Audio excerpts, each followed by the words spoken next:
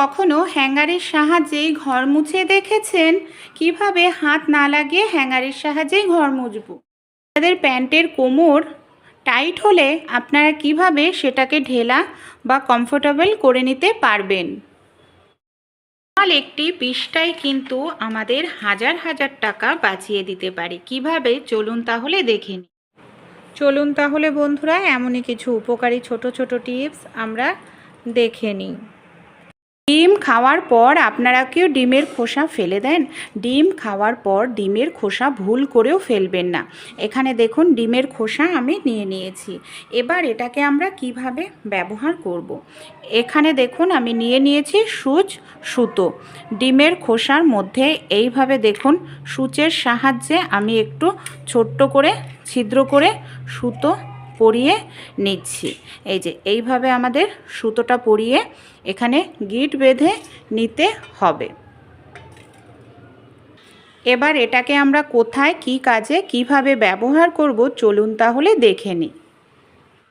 আমাদের দেখুন এইভাবে সুতো বেঁধে নিতে হবে আর রান্নাঘরে যে কোনো জায়গায় এটাকে ঝুলিয়ে রাখবো। এই যে ডিমের খোসাটা যদি আমরা ঝুলিয়ে রাখি দেখবেন রান্নাঘরে কিন্তু টিকটিকির উৎপাত খুব হয়, কারণ খাবার দাবার থাকে, অন্যান্য পোকামাকড় আসে, সেই সব খাওয়ার জন্য টিকটিকি আসে। আপনারা এটাকে এইভাবে ডিমের খোসাটাকে ঝুলিয়ে রাখুন, দেখবেন এর কারণে আপনাদের রান্নাঘরে টিকটিকির উৎপাত 100% কমে যায়। আপনাদের প্যান্টের কোমর টাইট হলে আপনারা কিভাবে সেটাকে ঢেলা বা কমফোর্টেবল করে নিতে পারবেন। আমাদের যাদের বাড়িতে ছোট বাচ্চা আছে, দেখা যায় বাচ্চাদের প্যান্টে যে এই ধরনের গার্ডারটা লাগানো থাকে, অনেক সময় নতুন অবস্থায় এই গার্ডারগুলো খুব টাইট থাকে আর বাচ্চাদের পরলেও দেখবেন কষ্ট হয়, রক্ত চলাচল করতে পারে না, কোমরে দাগ হয়ে যায়। তাই যখনই আপনারা এই ধরনের নতুন প্যান্ট নিয়ে আসবেন বাচ্চাদের পরানোর আগে এই কাজটি করবেন। এতে কি হবে, বাচ্চাদের কষ্টটা কিছুটা হলেও কম হবে। এখানে বালতি নিয়ে নেবেন। বালতির যে নিচের অংশটা আছে তার মধ্যে আপনারা এই প্যান্টটাকে এইভাবে পরিয়ে দিন।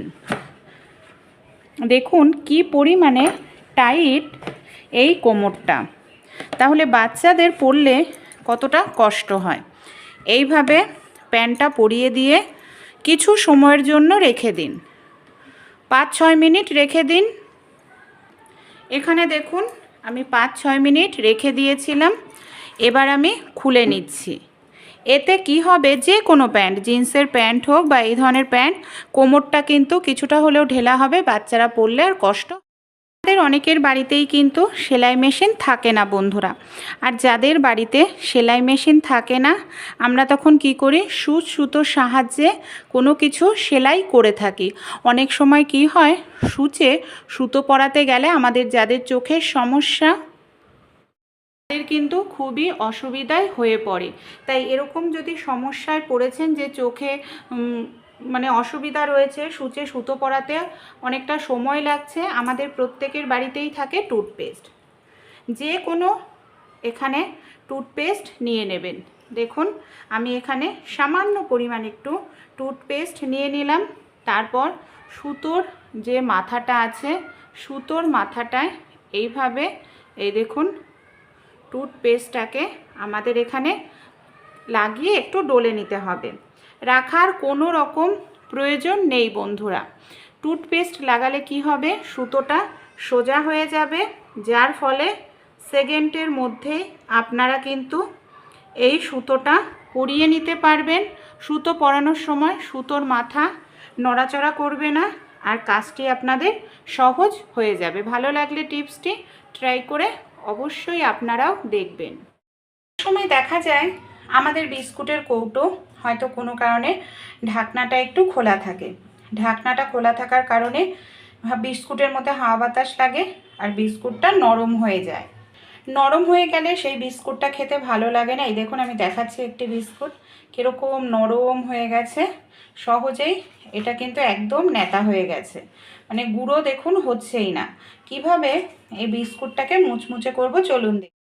বিস্কুটটাকে আপনারা 10 থেকে 15 মিনিটের জন্য এইভাবে ফ্রিজের মধ্যে রেখে দিন। আমি 15 মিনিট পর ফিরে এসে দেখাবো। 15 মিনিট পর আমি এবার ফিরে এসেছি। বিস্কুটটাকে বের করে নেব, যে বিস্কুটটাকে রেখেছিলাম। দেখুন, যে বিস্কুটটা আমাদের একেবারে নরম হয়ে গেছিলো, আমি একটি বিস্কুট ভেঙে দেখাচ্ছি, একদম গুঁড়ো পাউডার হয়ে যাচ্ছে। এই টিপসটি আপনারাও অ্যাপ্লাই করবেন। বিস্কুট যদি নরম হয়ে যায় মুচমুচে করে নিতে পারবেন। বাড়িতে যে এই ধরনের খাতার পৃষ্ঠা থাকে বন্ধুরা, কম বেশি প্রত্যেকের বাড়িতেই যে খাতার সাদা পৃষ্ঠা থাকে, এখানে কিন্তু সাদা পৃষ্ঠাই নিতে হবে, কোনো দাগ টানা পৃষ্ঠা নয়। এবার এখানে আমি নিয়ে নিয়েছি রিফাইন তেল। এবার আমি নিয়ে নিয়েছি একটি ব্রাশ, রিফাইন তেল নিয়ে নেব। আর এইভাবে পৃষ্ঠার উপরে খুব ভালো করে দেখুন তেলটাকে আমাদের লাগিয়ে নিতে হবে। খুব সুন্দর করে এইভাবে আমি তেলটাকে লাগিয়ে নিচ্ছি। পুরোটা পৃষ্ঠাতেই আমরা এইভাবে তেলটাকে ভালোভাবে লাগিয়ে নেব। সব জায়গাতেই খুব সুন্দর করে লাগিয়ে নিতে হবে। দেখুন, সব জায়গায় আমি খুব ভালো করে কিন্তু তেল লাগিয়ে নিয়েছি। এক পাশে তেল লাগালেই হয়ে যাবে, দেখবেন আরও একটি পাশ অলরেডি তেল চলে আসবে। এটা কিন্তু তৈরি হয়ে গেল আমাদের খুব সুন্দর একটি বাটার পেপার।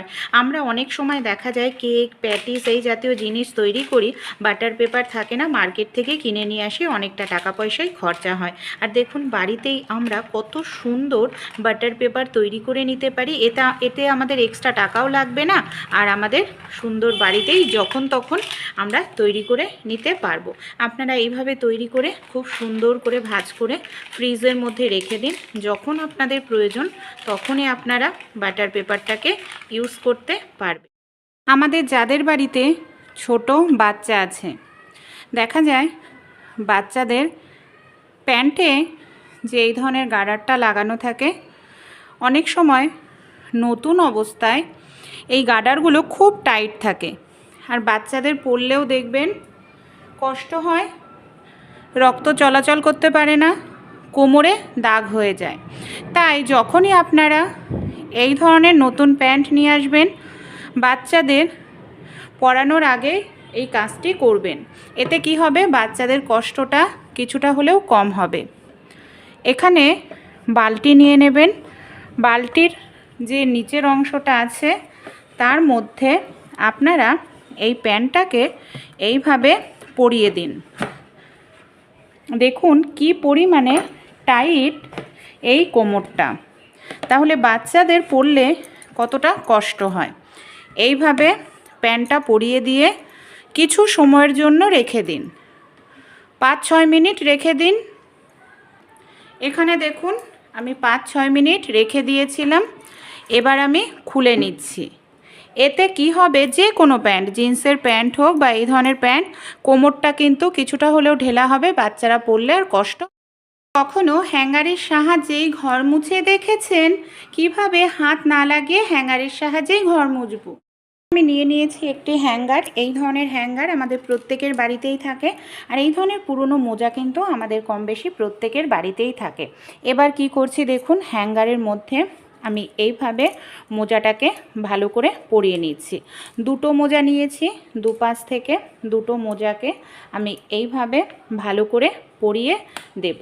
তারপর এটার সাহায্যেই আমাদের কাজকে আমরা সহজ করে নিতে পারবো। আপনারা চাইলে মোজাটাকে ভালো করে ভিজিয়ে নিন, দুটো মোজাই দুপাশ থেকে ভিজিয়ে নিন। অনেক অনেক ফার্নিচার এমন থাকে যেই সব জায়গায় আমাদের হাত পৌঁছায় না, সেই সব জায়গাতেও আপনারা এইভাবে হ্যাঙ্গার ঢুকিয়ে সহজেই কিন্তু সেই সব জায়গাতে আপনারা মুছে নিতে পারেন।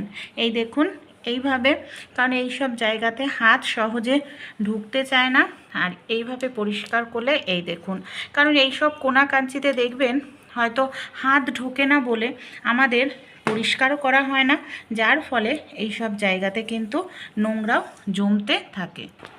দেখুন এখানে আমি এটার সাহায্যে কত সহজেই এখানে পরিষ্কার করে নিতে পারছি। যেখানে হাত পৌঁছায় না সেটা এটার সাহায্যে কিন্তু যে কোনো কোনার জায়গায় সহজেই আমরা পরিষ্কার করে নিতে পারবো। আমি বের করে আপনাদের দেখাচ্ছি। এই দেখুন কি পরিমাণে নোংরা ছিল।